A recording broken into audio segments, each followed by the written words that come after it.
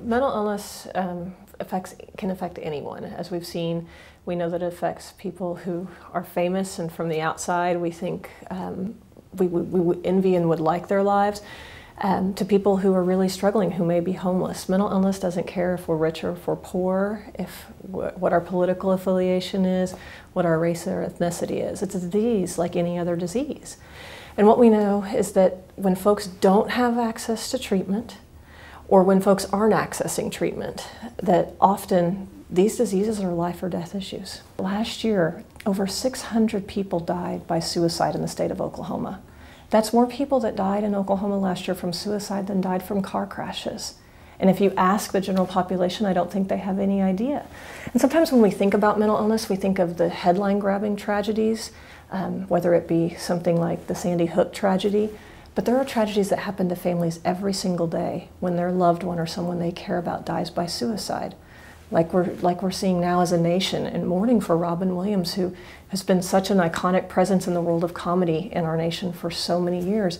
But he was also struggling with a disease. And while I don't know what his treatment records are, obviously, we know that when people don't have access to care, and when we're talking about suicide, we're talking about people who feel like they don't see another way out.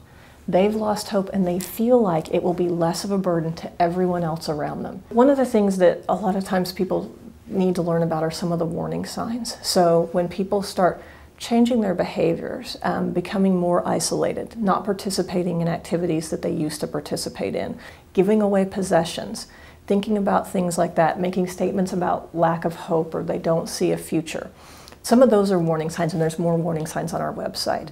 Suicide is a preventable cause of death, but there's a couple things that need to happen. One, we have to get the word out about what some of the warning signs are, because they're there, but if we don't know them, which people don't innately know that, we may not see them. So going online to our website and learning about warning signs of suicide is really important. The other piece, the really simple piece I want to make sure people know is, you as a layperson can save a life.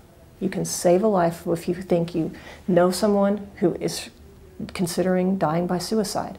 But you have to get comfortable asking one very important question that sometimes makes people uncomfortable. You have to be willing to say to someone, are you thinking of killing yourself? And you have to ask it that directly, not stepping around it. You have to be able to say, are you thinking of killing yourself? And if the answer is yes, or if you believe the answer is yes, you just have to do one thing. Help that person call 211, the suicide hotline.